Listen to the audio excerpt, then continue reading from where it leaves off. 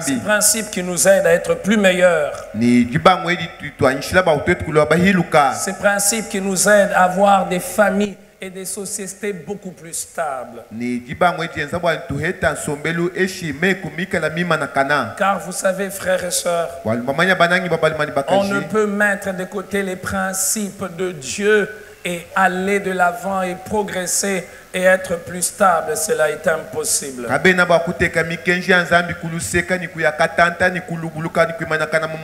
Imaginez-vous une société sans loi, sans règles. Que sera cette société? L'homme lui-même est conscient qu'il faut qu'il y ait une loi, il faut qu'il y ait des lois, il faut qu'il y ait des règles. Mais vous savez, les lois et les règles établies par l'homme, elles peuvent être meilleures, mais elles sont entachées par la corruption de l'homme.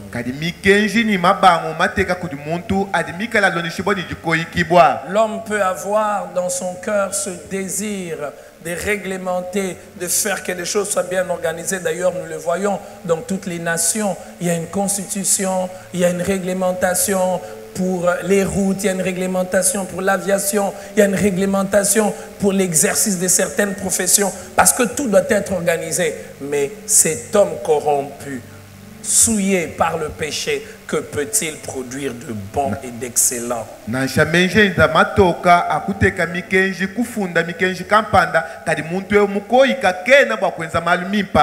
Oui, il a la bonne volonté, mais le péché est là. Et c'est ce qui fait que nous voyons que dans certains milieux, on choisit des lois, des réglementations iniques qui détruisent la famille, qui détruisent la vie.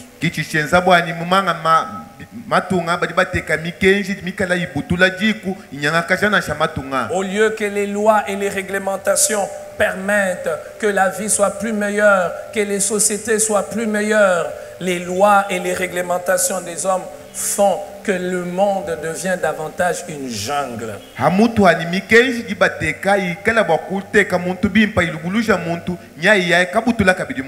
Les lois de Dieu, elles sont meilleures.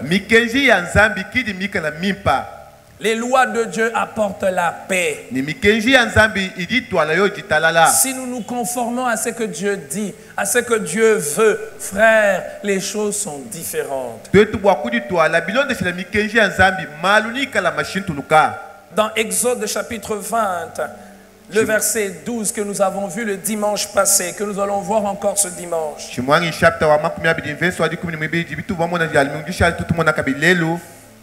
Il est dit ceci: honore ton père et ta mère, afin que tes jours se prolongent dans le pays que l'Éternel, ton Dieu, te donne.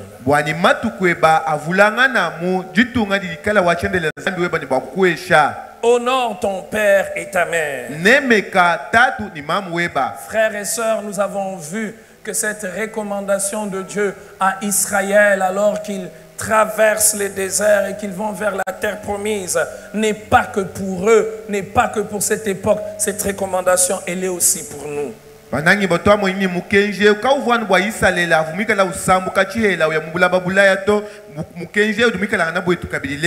Alors il faut faire une différence entre les lois moraux, les lois attachées à la morale et les lois cérémonielles.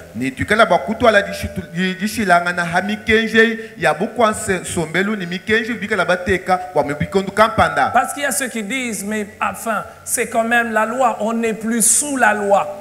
Il y a même ceux qui disent tout ce qui est de l'Ancien Testament, on ne doit plus regarder, on ne doit plus tirer attention parce que nous sommes sous la grâce.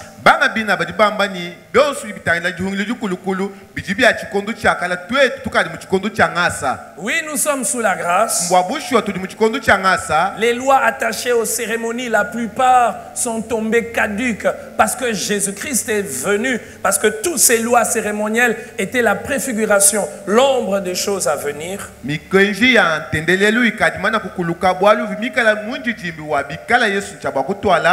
Mais les lois qui sont attachées à la morale demeurent. Et elles s'appliquent encore à nous. Honore ton père et ta mère. Frères et sœurs, le terme utilisé ici pour parler d'honorer a plusieurs sens. Et j'aimerais que nous puissions parler d'abord de cela et puis de continuer sur une conduite honorable pour ceux qui sont parents et ceux qui vont l'être.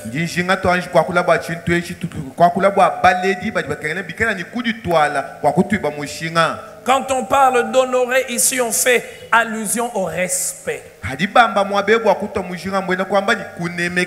Dieu donc veut que les parents soient respectés. Parce que les parents sont les symboles, le premier symbole de l'autorité auquel nous faisons face dans la vie. Le principe de l'autorité n'est donc pas une invention humaine. Le principe de l'autorité est la volonté de Dieu. Dieu lui-même étant l'autorité suprême, il a voulu que dans la famille qu'il y ait une autorité. Et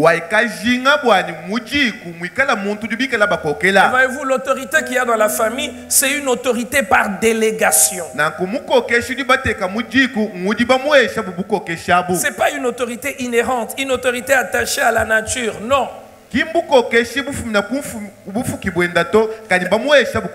D'ailleurs, c'est le cas de toute autorité sur la terre. Toute autorité sur la terre, frères et sœurs, toute position de puissance ou de pouvoir que l'on peut avoir n'est pas attachée à notre nature. Voilà pourquoi le président de la République, on le vote. Bon, même les dictateurs qui peuvent s'accaparer de pouvoir, ils n'ont pas un pouvoir illimité et infini. Un autre va venir et puis il va le supplanter, il va le faire un coup d'état et puis il va partir. Quand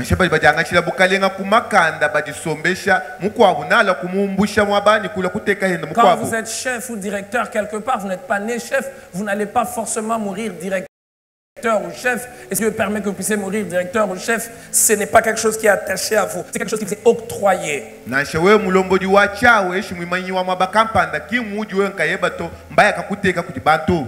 Le parent aussi, ils ont une autorité,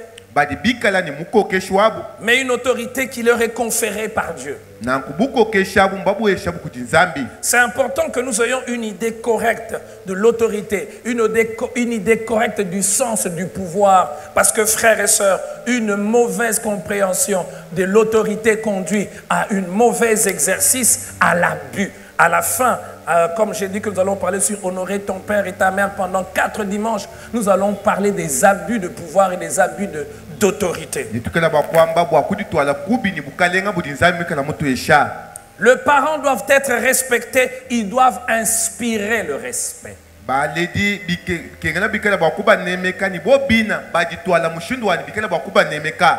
Bien-aimés frères et sœurs, honore ton père signifie aussi le fait d'accorder la valeur à quelque chose ou à une personne. Lorsqu'on honore quelqu'un, lorsqu'on honore un lieu, ça veut dire que l'on accorde de la valeur à cette personne, à ces lieux ou à cette chose. Ainsi donc, les parents doivent avoir pour nous de la valeur. Regardez ce qui se passe quand dans une société, on bafoue les parents, on les oublie, on les ignore. Parce qu'ils sont plus âgés. On va les abandonner quelque part. Qu'est-ce qui se passe dans cette société? On oublie notre histoire. On commet les mêmes erreurs que eux pourtant ils ont évité. Frères et sœurs, Honorer son père et sa mère renferme aussi l'idée de reconnaissance. Reconnaître l'importance de quelqu'un. Frères et sœurs, vous savez, quand vous devenez parents, votre manière de juger les actions passées de vos parents change. Il arrive des fois que quand on est encore sous le toit de nos parents, on regarde leurs choix, on regarde leurs décisions, on se dit, mais pourquoi il agit comme ça? Pourquoi il fait comme ça?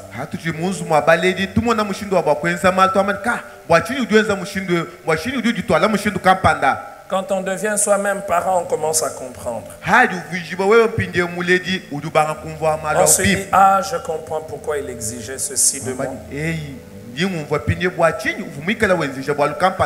Soit dit en passant, vous savez, c'est facile de juger et de condamner des personnes qui sont en train de vivre ce que soi-même on n'a pas encore vécu.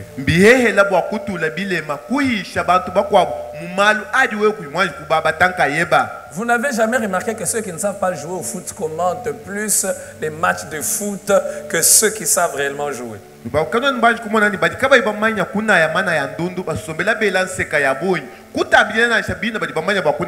Quand vous êtes en train de suivre un match de foot à la télévision ou même dans les gradins, vous allez crier « Ah, mais il devait passer à tel, il devait donner à tel, je ne comprends pas ce joueur. » Mais le jour où on va essayer de te mettre dans les mêmes conditions que ce joueur, est-ce que tu auras les réflexes que tu souhaites que lui puisse avoir? Il subit des pressions que toi tu ne subis pas.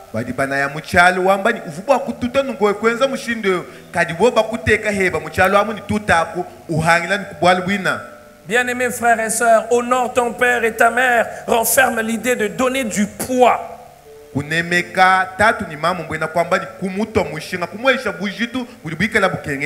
Vous savez, il arrive des fois que vous avez une valeur qui ne vous est... En fait, une valeur qui ne découle pas des actions que vous avez posées, mais une valeur qui vient de ce que une autre personne qui vous représente, qui porte votre nom, qui porte votre identité, a posé comme action.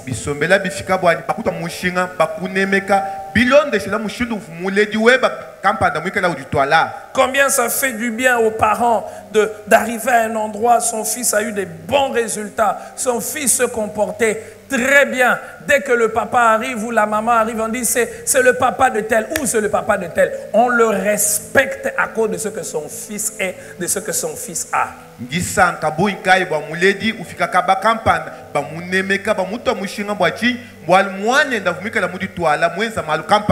Mais il est aussi vrai qu'il arrive souvent que les parents arrivent quelque part et on dit c'est le papa, c'est la maman de tel, on baisse la tête. On se dit, oh là là, comment il peut être le papa ou la maman de quelqu'un qui se comporte de telle manière? Est-ce que cet homme a fait son travail? Est-ce que cet homme a pris le temps d'éduquer son fils ou sa fille?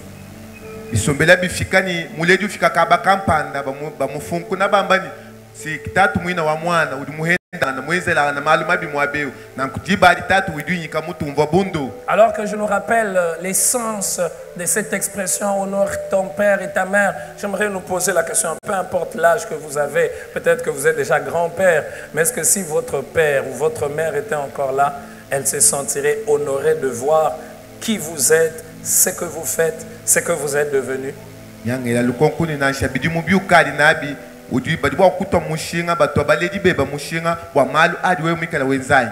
Quelque part, il est dit, bénis les mamelles qui t'ont allaité, bénis les entrailles qui t'ont porté. Est-ce qu'en me regardant, est-ce qu'en te regardant, on peut dire, quel père, quelle mère il a eu?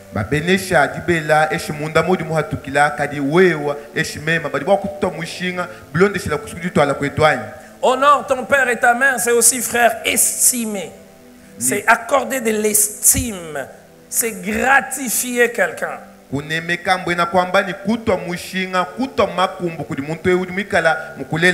Le sens de l'honneur, c'est aussi par le don. Une personne est honorée par des actes que l'on pose en sa faveur.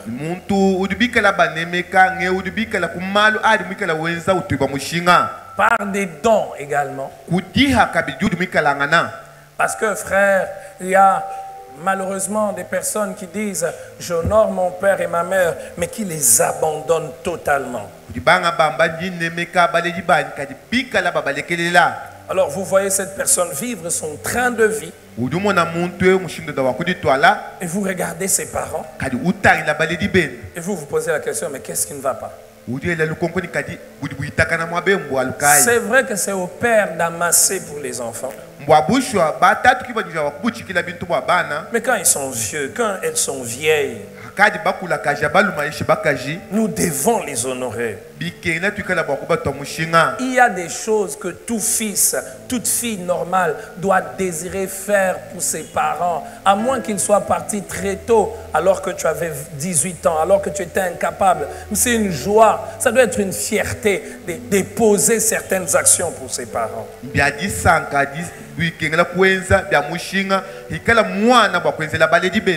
J'ai dit que j'en parlerai pendant 4 dimanches. C'est le 2e dimanche. C'est important parce que souvent dans nos églises, ici chez nous, avec l'enseignement sur le combat spirituel, on a totalement détaché, brisé la cellule familiale.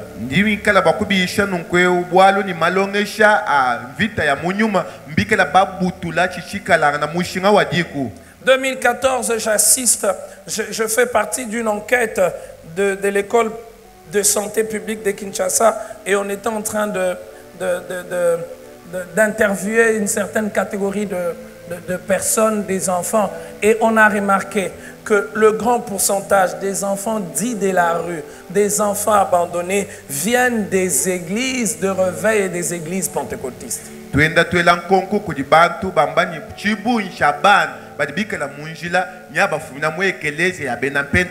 Et la plupart, c'est quoi? Non, voilà, mon papa et ma maman se sont séparés, papa a épousé une nouvelle femme, et puis la nouvelle femme a dit, je suis sorcier.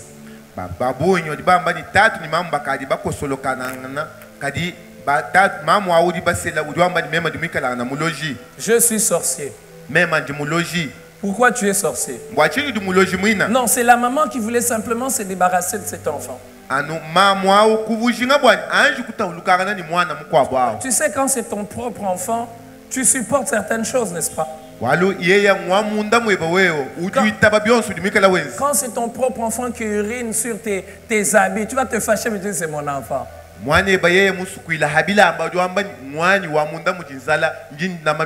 Mais quand c'est l'enfant de l'autre qui urine, tu vas dire tu es sorcier, tu étais en train de voler, les carburants est fini, puis tu as fait ça sur mes amis.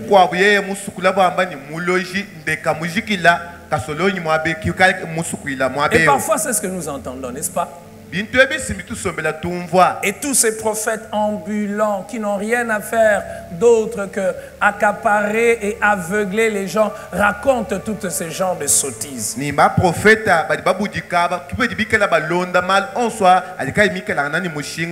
Il y a quelques semaines, un de mes fils dit, mon estomac dit que j'ai envie de manger.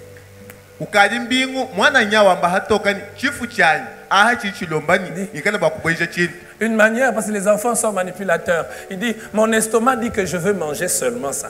Je dis, dis à ton estomac de sortir, d'aller chercher pour toi ce qu'il veut manger.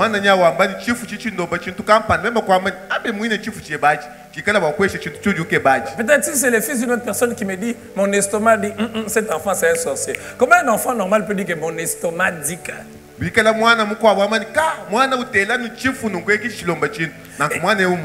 Et c'est ce qu'on fait parfois avec les parents. Alors les parents, un père il est malade. Vous savez qu'il y a des maladies qui amènent le délire. Il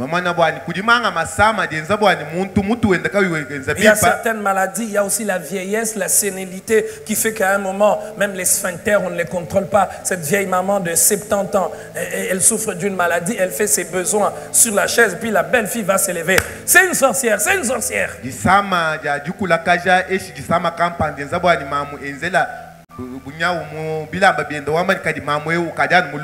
Alors, vous savez qu'il y a certaines maladies, comme le diabète, à un certain stade, la personne ne réfléchit plus normalement, elle commence à délirer, ou peut-être certains hommes, à un certain âge, ils mouillent leurs culottes, et puis tu vois, ton papa est sorcier, il n'a même pas honte des enfants, il fait ça devant ses petits-fils.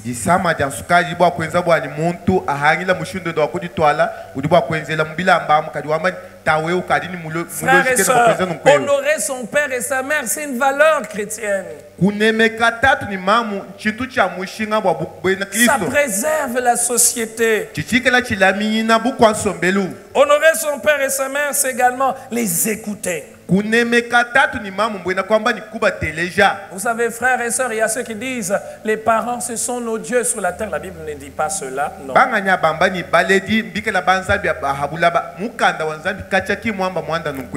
Mais ils ont un mot à nous dire.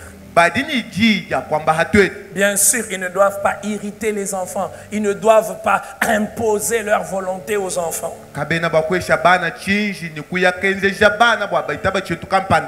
Mais ils ne doivent pas être démissionnaires. Oui, parce qu'il y a des enfants qui disent « Mon enfant a refusé quoi ?»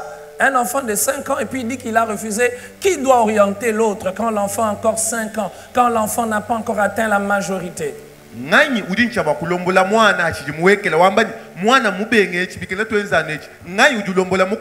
Quel parent va dire mon enfant ne veut pas aller à l'école? Il arrive des fois que le matin vous le réveillez, ils ne veulent pas se réveiller, ils pleurent. Quel est ce parent responsable qui va dire mais comme il est en train de pleurer, je vais les laisser? Même s'il pleure, je dis habille-toi, vas-y à l'école. Parce que c'est aux parents d'apprendre aux enfants que dans la vie, on ne fait pas les choses que parce qu'on a envie de le faire. Dans la vie, on fait des choses que l'on doit faire même si on n'a pas envie. Et c'est ça le sens de la discipline.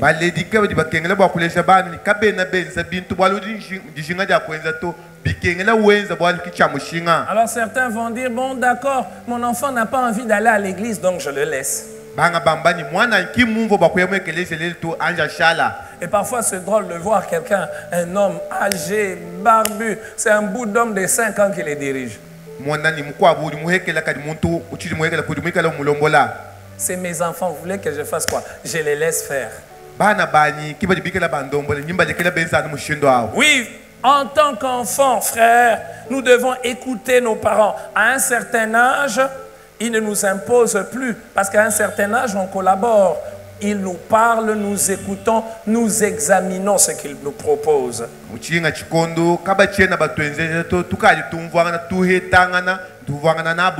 Parce qu'il arrive aussi des fois que les parents, malheureusement, nous allons le voir aujourd'hui, sont à la base de la déstabilisation des couples de leurs enfants. Ma maman a dit que tu dois partir. Pour quelle raison? Oh non, je ne veux pas que mon fils ait... Il faut que tu épouses quelqu'un de chez nous, de notre tribu. Malheureusement, il y a des personnes comme ça, même dans nos églises. Son fils est Moulouba, il a épousé une Katangaise, il a épousé une Kivusienne, une Équatorienne, et puis il va dire non, tu as détruit la sémence. Bambani eu muya kasela utetela musele wewe bambanto wewe bikeno uya kasela no wakwetu. Cherche une femme de chez nous. Ange keba wetu wabena kayem. Frère, tu aimes le Kayembe? Qu'est-ce que les Benakayembe t'ont fait? Les Benakayembe qui sont là, pardonnez-le. Hein? Vous l'avez pardonné? Les Benakayembe, vous êtes là. Ne levez pas les mains. Il y en a quelqu'un qui a dit on fait la publicité pour chez nous.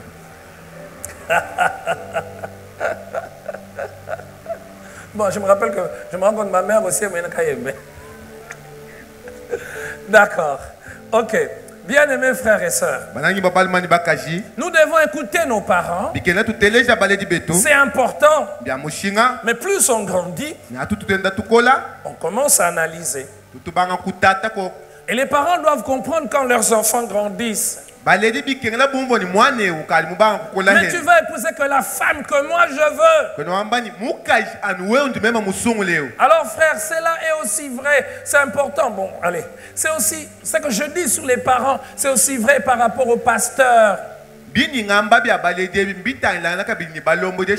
allons le voir par rapport à l'abus du pouvoir et l'abus de l'autorité. Parce qu'il y a certaines personnes, ton fils a 30 ans, à 35 ans, tu veux venir dans sa maison, lui dire comment la maison doit être tenue. Et ça fait que tu blesses son épouse, tu blesses ta belle-fille.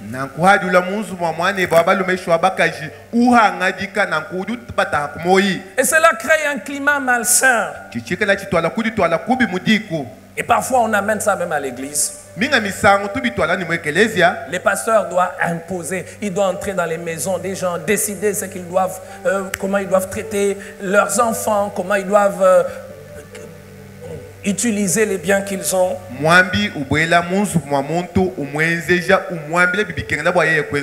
Non, frère, ça c'est un abus de pouvoir.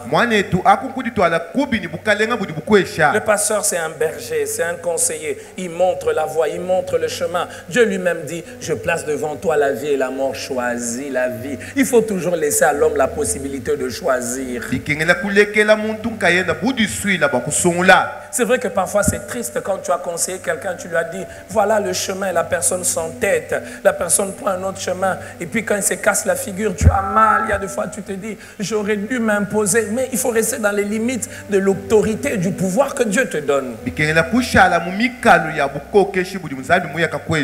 y a tellement d'abus, il y a parfois dans nos églises, permettez-moi d'ouvrir cette parenthèse, des hommes de Dieu qui veulent choisir pour les membres de leur église qui doit épouser. Alors on arrange des mariages.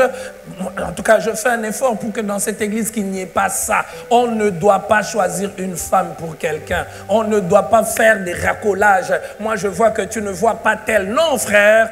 Libre à vous, choisissez votre femme librement. Commencez votre relation, nous vous donnons des conseils. Quand vous vous décidez d'arrêter, nous vous donnons des conseils pour vous montrer le danger. Mais quand vous ne voulez pas vous réconcilier, nous vous laissons le choix.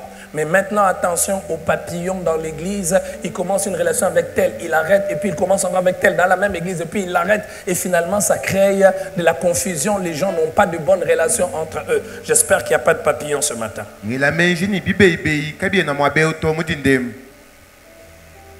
Alléluia. Amen. Oui, les parents ne doivent pas s'imposer quand les enfants ont grandi, quand ils peuvent assumer des responsabilités. Ils ne doivent pas s'imposer, ils doivent conseiller.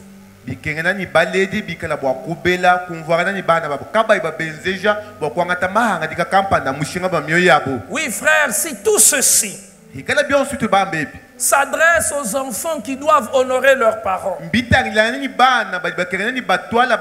tout ce que nous venons de dire, les parents donc doivent se comporter d'une manière excellente. C'est une responsabilité que d'être parent. Une grande responsabilité. Ce n'est donc pas qu'une affaire d'avoir un bébé entre ses bras et d'avoir des enfants qui vous appellent papa.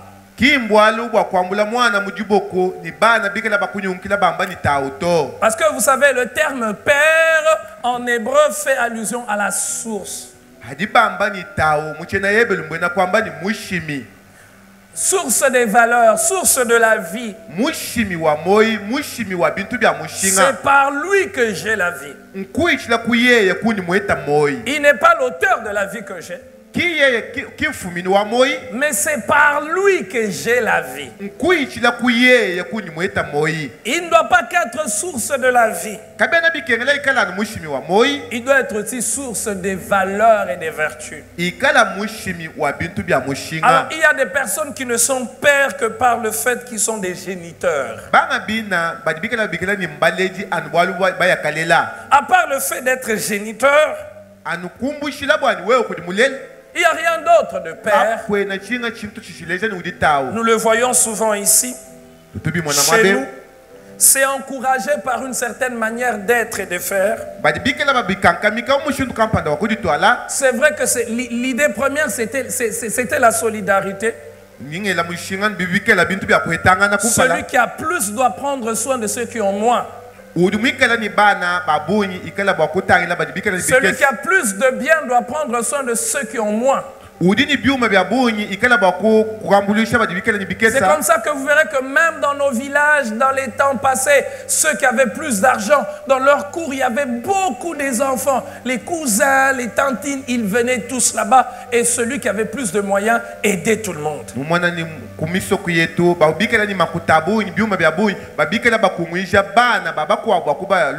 L'idée première, c'est la solidarité. Mais que d'abus se sont infiltrés au travers de ce système. Alors vous verrez quelqu'un qui fait tout le temps des enfants. Chaque année, il a des enfants. Et il classe ses enfants, celui-ci chez l'oncle, celui-ci chez la tante, celui-ci chez les cousins, celui-ci chez les frères, celui-ci, et c'est une joie. Et puis lui, il reste bras ballants, il continue encore à faire des enfants, et tous les autres enfants, c'est les autres qui les prennent en charge. Et il y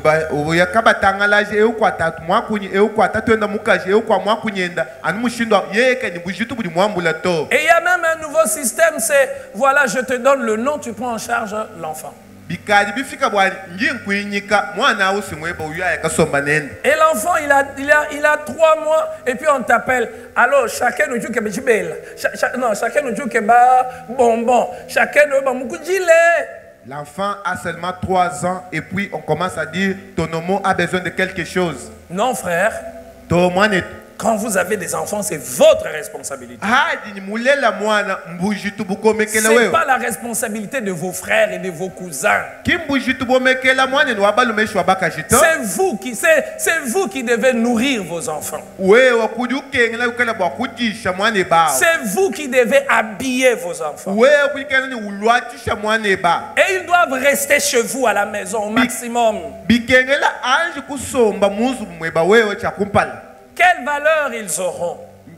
Les valeurs de votre frère ou vos valeurs? Frères et sœurs, j'aimerais ce matin nous citer quelques responsabilités des parents. Tirées des Écritures. Alors que je lisais ces quelques responsabilités dans mon étude biblique, je sentais le poids sur moi. Et du fond de mon cœur, je me disais, Seigneur, j'aimerais moi-même être à la hauteur.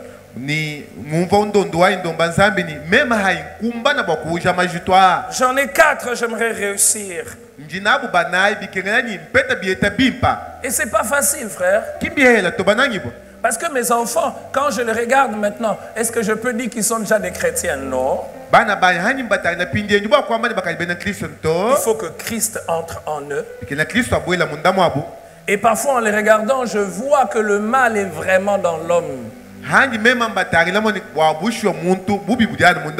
Ils peuvent avoir fait le mal, mais pour éviter la sanction, ils vont vouloir altérer la vérité. Il arrive de fois que tu entends l'un d'eux crier, pleurer, tu as l'impression qu'on lui a fait beaucoup de mal. Quand tu te rapproches, tu découvres que c'est lui qui a mal fait. Mais il pleure pour manipuler.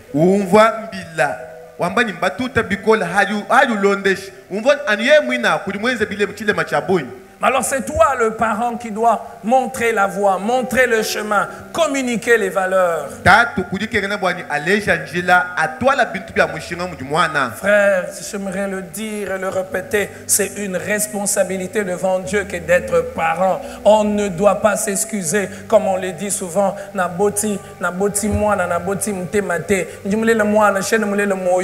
non.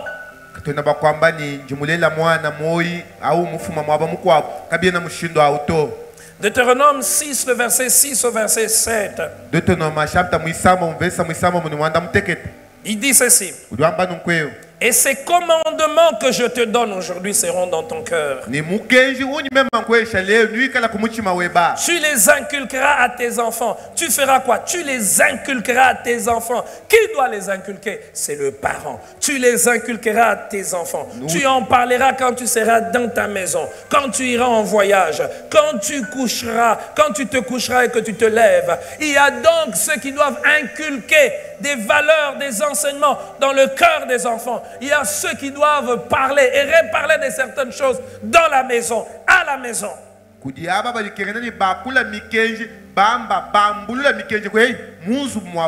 Frère, j'aimerais le dire. Pas pour blesser ceux qui ont eu des situations familiales bizarres. Il y a des choses qu'on apprend facilement à la maison. Il y a des choses qu'on apprend qu'à la maison. Le sens du respect, le sens de l'honneur, le sens du pardon, le sens de la solidarité, le sens de la famille. Il y a des choses que l'on apprend qu'à la maison.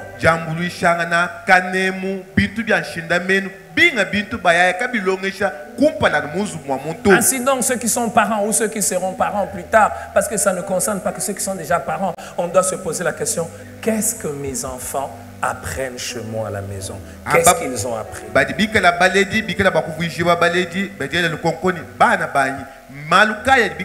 Au-delà de leur donner à manger, au-delà de leur donner un toit, qu'est-ce qu'ils apprennent? Excusez-moi de donner cet exemple, mais il y a des familles, vous avez l'impression que c'est la jungle. C'est des véritables bêtes sauvages. Ils n'ont aucun sens de solidarité, aucun sens de pardon. Donc, dès qu'ils ont un problème, ils vont se déchirer entre eux.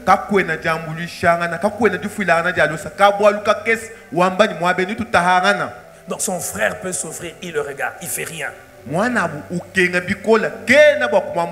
Sa soeur souffre, il regarde, il ne fait rien.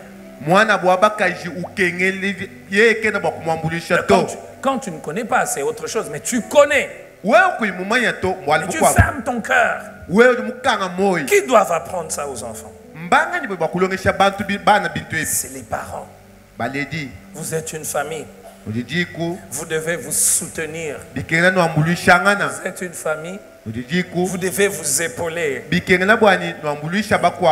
n'avais pas prévu d'en parler. Dimanche passé, j'ai beaucoup parlé de mes parents. Alors que j'évoque cette pensée, je me rappelle, on est à l'école primaire. Vous savez, à l'école primaire, parfois on se bat, on se dit on va se battre. Alors, je me rappelle, c'était pas loin de la poste. Un de mes frères, j'étais avec lui. Celui qui vient juste après moi, il y a un de ses collègues qui va se battre contre lui. Et je vais regarder, et vu qu'on est enfant, on a l'empressement de rentrer à la maison et de dire, ah tu sais papa, aujourd'hui, tel, il a fait ceci, Simon a fait ceci. Et c'est resté dans ma tête, c'est que mon père m'avait dit ce jour-là. J'étais encore à l'école primaire, il dit, quand c'est ton frère et qu'on l'attaque à l'extérieur, défends-le, même s'il a tort. Quand vous rentrez à la maison, maintenant tu vas le protéger. Tu vas lui dire, tu as mal fait, tu as bien, tu ne devais pas faire comme ça. Mais qu'à l'extérieur, on attaque ton propre frère.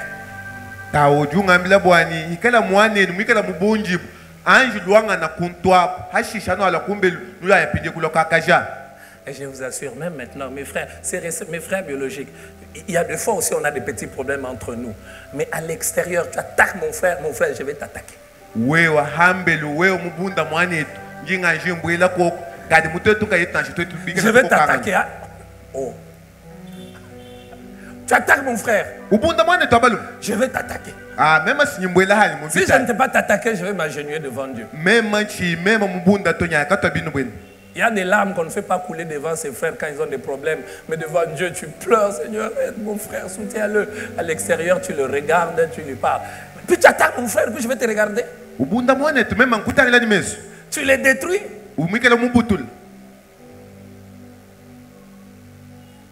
Même s'il a tort, je dirais tu as exagéré. Combien de gens abandonnent leurs frères ici? Lui, il est toujours comme ça. Lui, il est toujours comme ça. Il y a des choses que l'on apprend à la maison. Alors, je vais vous citer quelques responsabilités. Le parent doit être modèle. C'est la première responsabilité. Modèle. modèle dans sa manière de se comporter, dans sa manière d'être. Cher papa, chère maman, es-tu modèle? Peux-tu dire à tes enfants, vous pouvez oublier mes paroles, mais vivez comme moi. Parce que nous le savons, nous retenons plus ce que nous avons vu que les paroles. Un père modèle, une mère modèle est digne. Le premier modèle de ses enfants, ça doit être les parents. Voyez-vous, frère, quand vous vous mariez, vous avez donc cette responsabilité. Blandine et Freddy, hier j'étais à la remise, j'étais à cette cérémonie de la régularisation entre les deux familles. J'ai vu comment Blandine dansait, elle dansait.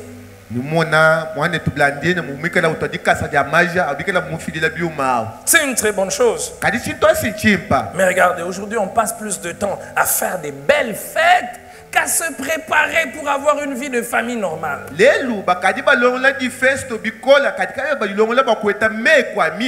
Blandine et Freddy, je ne vous décourage pas de faire vos fêtes. Hein? Faites votre fête. Mais au-delà de la fête que vous allez faire, soyez modèle. Deuxième responsabilité des parents, c'est celle d'aimer et d'encourager leurs enfants. Il n'y a rien d'aussi grave que de voir un père qui n'aime pas ses enfants. L'amour pour ses enfants se manifeste par des sacrifices. Et à un certain âge, frère, les enfants savent voir les sacrifices des parents.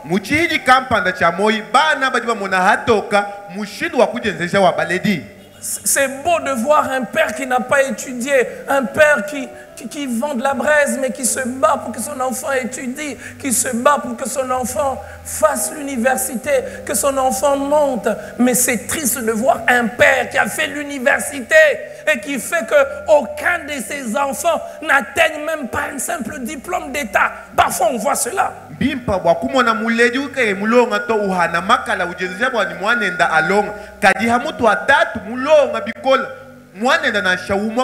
Les sacrifices que vous faites pour vos enfants, quand ils grandissent, vont faire qu'ils puissent vous aimer encore davantage, qu'ils puissent s'attacher encore à vous. Ça reste dans leur tête, ça reste gravé dans la tête des enfants.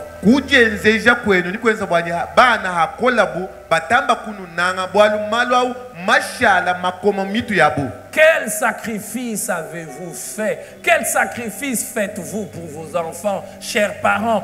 Parfois, il y a des parents qui vivent d'une manière inconsidérée. Ils viennent à l'église, ils gagnent de l'argent, ils dilapident, ils ne pensent pas à leurs enfants, ils ne pensent pas que les enfants vont grandir. Ils vivent comme des fous, pardonnez-moi le terme. Vous voyez la manière dont le papa s'habille et vous voyez la manière dont les enfants s'habillent. Vous voyez là où le papa dort et la maman. Et puis regardez là où les enfants dorment. Ils dorment sur des cartons, ils dorment sur des moustiquaires.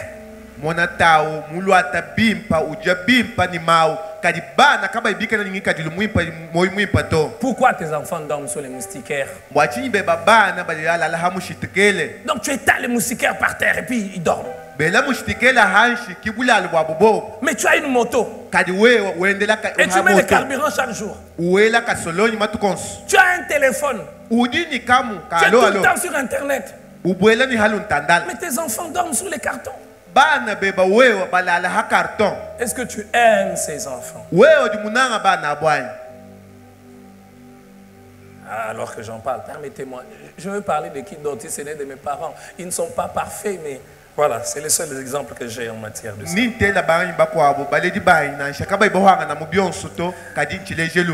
Alors, je me rappelle, vers la fin de sa vie, un peu quelques années avant, plus on grandit. À un moment, je me disais, mon père n'a pas été assez brutal en politique.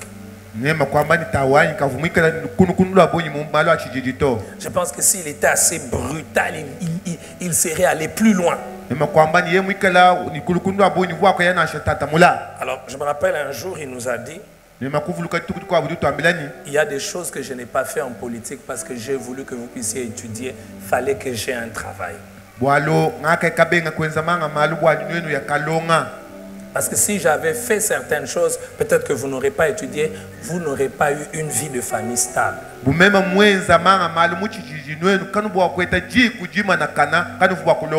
Parce qu'il a commencé la politique très tôt, vers 80, il avait déjà été relégué dans le village d'origine. Il est parmi la première jeunesse de l'UDPS. Il venait à peine de se marier quelques mois et on le relègue à Kabiaka Mwanga au village, arrêté par les gens de Mobutu.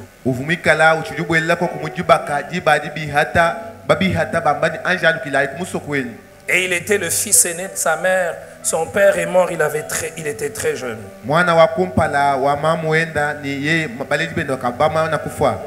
savez, aujourd'hui, je grandis et je comprends ces choses.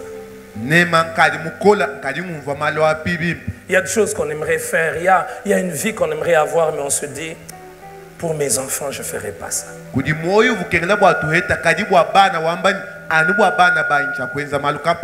pose la question à ceux qui sont parents.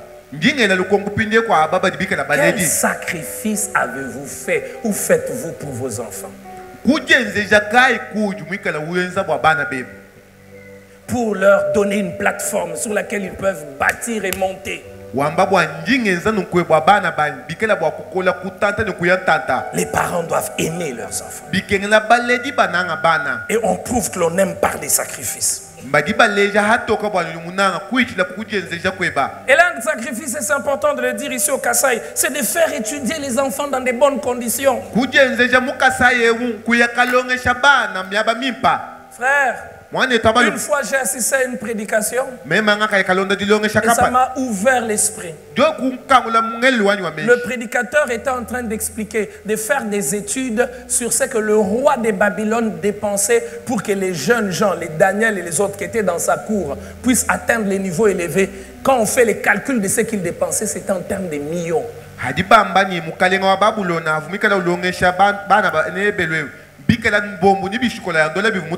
Alors vous verrez des parents qui ne veulent pas dépenser pour que leurs enfants étudient dans de bonnes et meilleures conditions. Vous regardez même quelqu'un qui dit, mon enfant étudie dans une école où on paye $1000 l'année. Beaucoup d'argent comme ça. Je dépense pourquoi?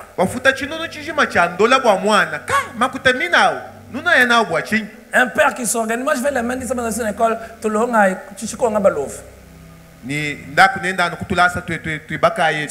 en français. Rassembleur des... C'est compliqué, hein? Ah oui, mais quand le père dit, j'aimerais que mes enfants étudient dans la meilleure université. Bon, bien, c'est chez frère. La qualité de ce que vos enfants vont valoir dans la société dépend aussi du type d'éducation. Apprenez à dépenser pour vos enfants. Je répète, parents, apprenons à dépenser pour l'éducation de nos enfants. Sinon, nos enfants seront des petits complexés. Nos enfants seront toujours des petits dirigés par les autres. Donc tu ne peux pas aussi te battre pour ton enfant étudier dans la meilleure université, dans la meilleure école de la ville. Tu dis, je veux dormir un peu, je veux manquer de chaussures, mais que mon enfant paye des études. Calcule ce que tu mets dans les mégas. Calcule les vestes que tu achètes. C'est peut-être une année scolaire pour ton enfant dans une bonne école. L'école, ça décomplexe aussi les enfants. Ça décomplexe, frère. Quand ton enfant, je ne dis pas que tous les enfants vont faire comme cela, hein, mais quand ton enfant étudie avec les enfants, des ministres, des présidents, de quoi, ce ne sont pas des enfants complexés. Ils ne tremblent pas. Mais toi, tes enfants, tu peux faire des sacrifices. Tu peux te battre pour qu'ils aient une bonne éducation. Tu ne veux pas. Tu t'habilles. Tu auras des enfants. Quand ils voient un autre enfant passer, ils tremblent. Ils l'envient.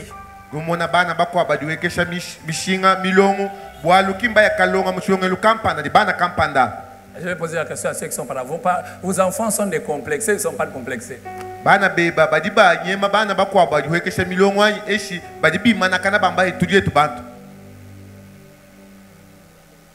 Répondez. Dimanche passé, au deuxième que je le disais, Mon père était politicien, mes frères. Je ne suis pas complexé par un politicien. Même si un politicien vient dans cette église, il se met, je lui dis Amen, Alléluia, gloire à Dieu. Parce que je connais les politiciens, ils ne peuvent pas me faire trembler. Et j'ai crié, je ne suis pas un pasteur complexé.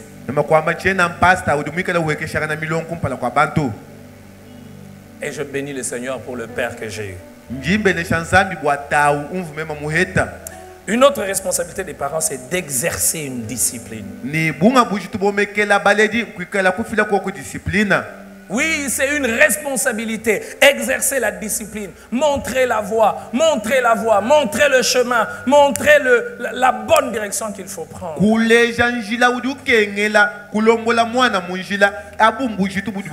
Je vous en ai parlé dimanche passé. Je me rappelle en premier graduat, deuxième graduat, j'étais tout le temps à l'église, aimant le Seigneur, le poids de l'appel, et j'étais partagé.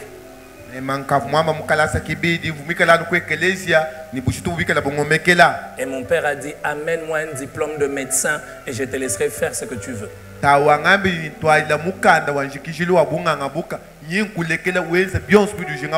Et depuis 2015, je suis médecin. S'il n'avait pas exercé cette autorité sur moi, je serais certainement un pasteur sauvage. Sans manière. Ah, vous savez, il y a des pasteurs sans manière.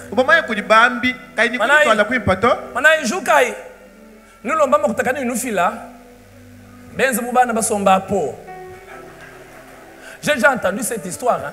Un pasteur dans une église. Et celui qui me raconte était dans cette église. Le pasteur demande de l'argent. Il demande, donnez de l'argent, donnez. Et puis les gens ne donnaient pas de l'argent. Et puis il regarde, je vous demande de l'argent, vous ne donnez pas. Vous êtes comme des nourrissons assis sur les pots. Et celui qui était là, c'était un médecin. Vous savez, les médecins, ils sont un peu orgueilleux. Il a dit, moi, et puis il me dit ça, je ne viendrai plus dans cette église-là.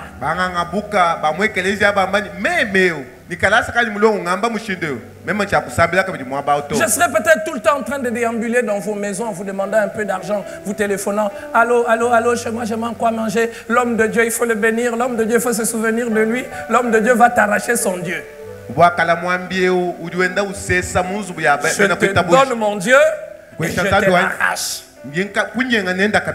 Que Dieu bénisse sa parole.